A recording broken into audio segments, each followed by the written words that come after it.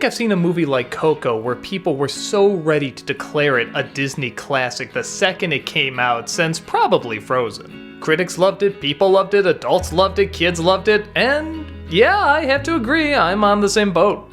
Coco is not only visually amazing, but it's great with its characters, it's phenomenal with its music, its colors are unbelievable, the imagination is fantastic, it's funny, it's heartfelt, you'll laugh, you'll cry, it's kind of everything you want out of a movie. Which is funny because the setup for this film I usually hate.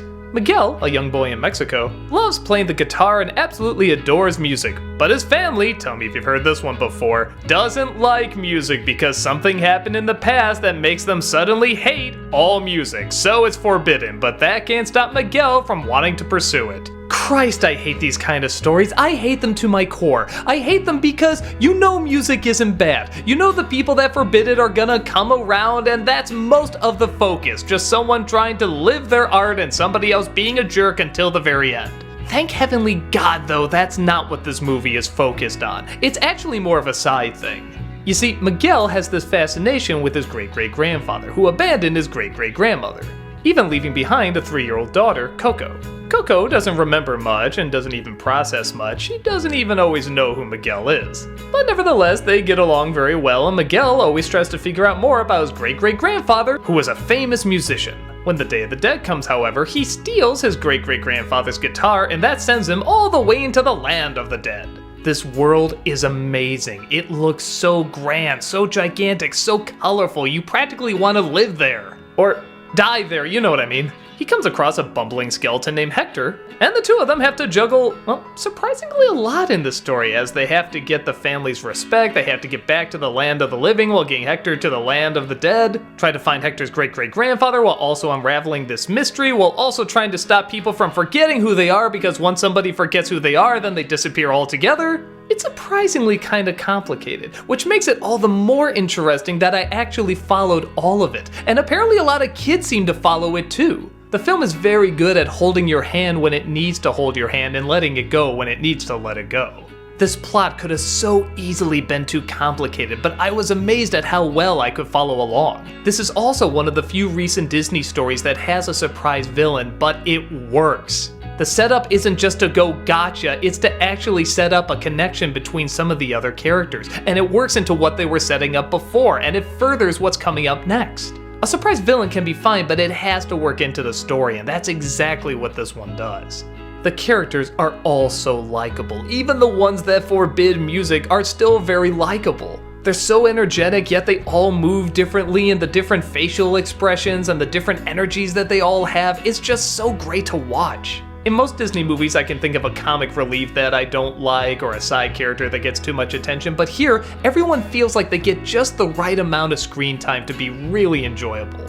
It's funny because everyone says they get teary-eyed at the end of this movie, and I get teary-eyed too, but not at the scene you're thinking. For me, it's early on when Miguel just likes hanging with Coco, and Coco half the time doesn't even know who he is, but she just looks so happy and content and comfortable being around him. And he knows she doesn't know who he is, but he still wants to entertain her nonetheless because he's just such a likable character, and oh my god, this gets me every time. It's just so sweet and it melts my heart. I guess if I really had to nitpick, the only scene I thought was a little pointless is where Miguel is performing in front of all these other dead people. It's not a bad scene, I just didn't entirely see the point of it. It didn't seem to connect to the rest of the story, where everything else really connects to the story.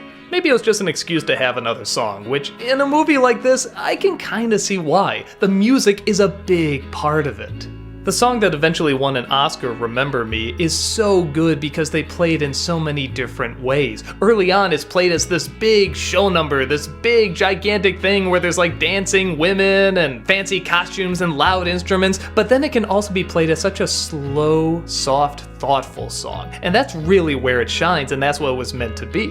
It's so clever how this movie shows the different ways you can look at music, like the different ways you can look at people, or life, or death. It's just, damn it, it's so good! Now, I feel like I wouldn't be doing my job if I didn't bring up a film that was rather similar called Book of Life.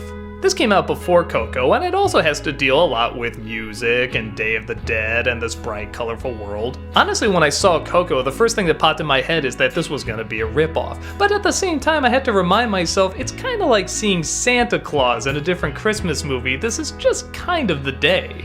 Day of the Dead does have a very distinct look, and both these movies do pick up on it. And in comparing the two, Coco is by far the better movie, but I don't know, is there a lot taken from this? Were they kind of looking at each other the same way Ants and Bugs Life was kind of keeping tabs on one another? I feel like for all the originality that's in this movie, I have to bring up a film that does have a similar visual style and ideas. Nevertheless, Coco still feels like its own thing. Visually it's amazing, musically it's amazing, the characters are amazing, the animation, the colors, it's all amazing.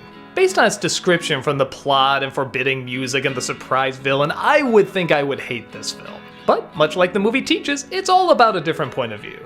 And the point of view this movie has, I know I'm gonna be watching a whole lot more in the future.